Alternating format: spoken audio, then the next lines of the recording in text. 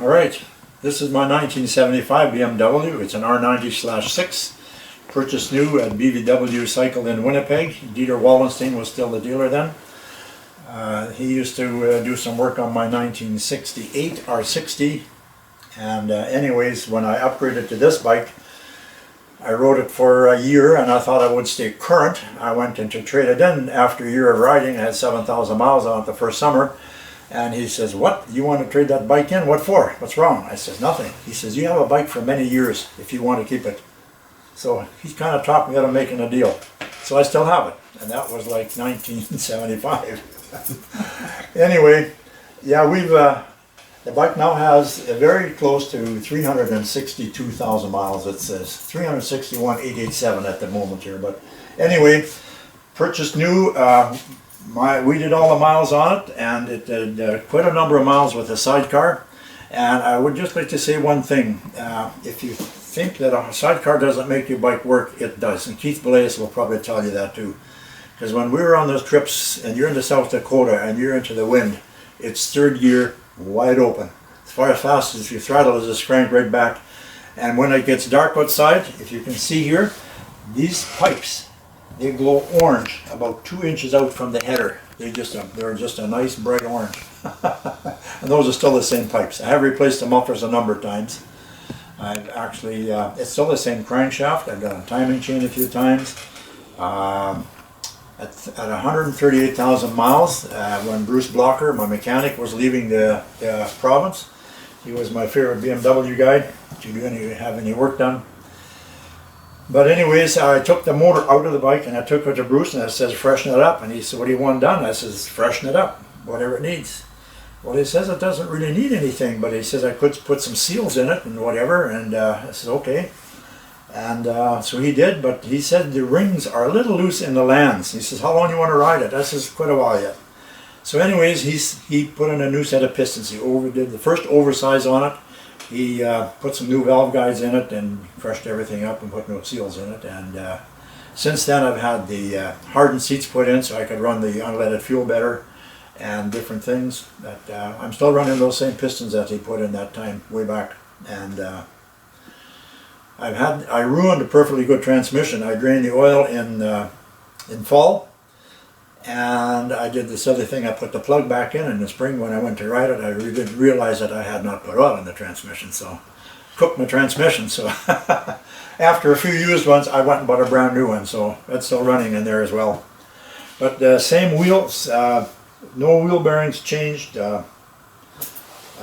Two set of brake pads in the front, because of course when you're stopping a motorcycle with a sidecar, you're using brakes a fair bit harder.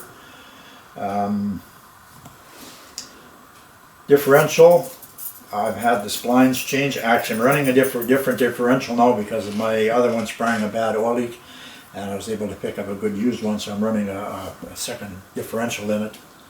And but other than that, it's I don't know what I can say. They're an awesome bike. What do you get for gas mileage? I've always been amazed at the gas mileage. Well, this one doesn't do as good as it used to do. When the speed limit was 55, I'd be running, right around 50. Now, I drive faster than I used to. I don't know how. It's got a 4.7 imperial gallon tank. And when I get to 180 miles, I'm looking for fuel. I can go I can squeeze it depending on the weather and the ride, but I can squeeze 240 if I'm pushing it. But I have run out once or twice. I remember walking my bike in Saskatchewan on Highway 13 there. It wasn't very much fun. It was about 7 in the morning. I'm a farmer. Yeah. No, we've had it different places. Stateside, Sturgis many times. Been to Michigan, Yellowstone, Oregon a number of times, Washington.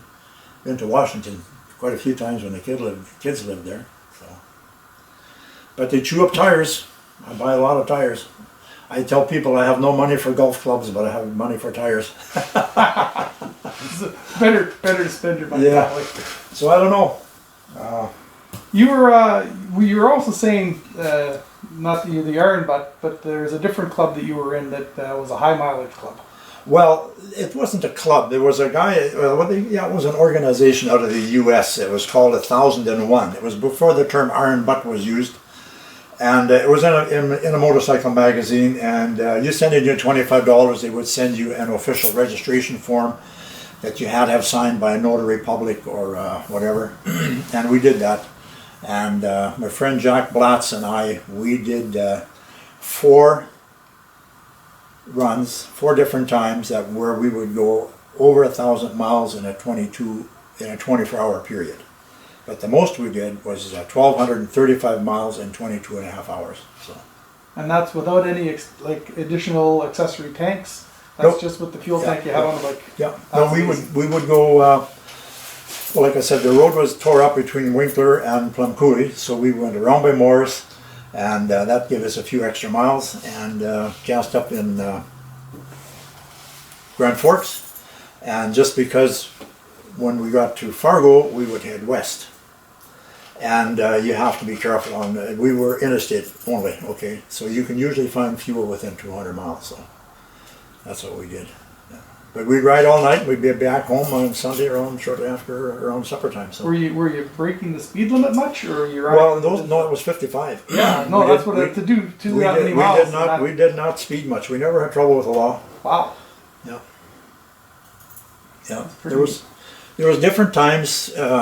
One time there was 4 bikes. One time we started out with 5, and we were heading straight south on I-29, but it was miserable weather, and one guy in our group was tired of adding oil, so we didn't quite do the 1,000th mile, but that wasn't recorded either. But we did 4 successful 1,001. So yeah, very good. yeah. And all in the stock seat. But as my brother-in-law would have said, that's when he found out that saddle sores were not only on horses. Well, that's cool. Yeah. But no, it's I don't know what I can say about it. Any other any major malfunctions while you've been on the road? Like any breakdowns or anything? Yeah, one what's time your best we were road going west, and we got to Saskatchewan, and my bike wouldn't start, and I didn't have a kickstarter at the time, but this transmission now has a Kickstarter. So it was a bad relay, which I didn't know what the problem was. So every once in a while they had to bump start me. And then Irv and I went to Idaho to a BMW function here a couple of years ago, and I had prepped my bike that winter, but I had done something wrong with the alternator spring, and it shorted out just when we were going to go back to the rally site from the motel. So everything stopped short at the red light. So Irv got me a battery, and we were lucky the interstate battery shop was just down the road. But we had the other one checked. But of course at the rally there's another BMW club called Airhead. They're the Airheads because these are all air-cooled. They call them the Airheads. And the club is called Airheads, simple by choice. And so of course I know Don Beveridge there. I bought some parts from him, and I told him about my issue, and he says, bring it down, we have a tent, we have a lift. So I don't know what he found that my brush spring, I had put it in wrong or whatever, it shorted out, and he got me going, but I had bought another battery, so I could have made it home on 2 batteries, because I can turn off my headlight and do whatever. So, and I bought a battery tender out there, and figured if nothing else, we'll have to wait and charge it up.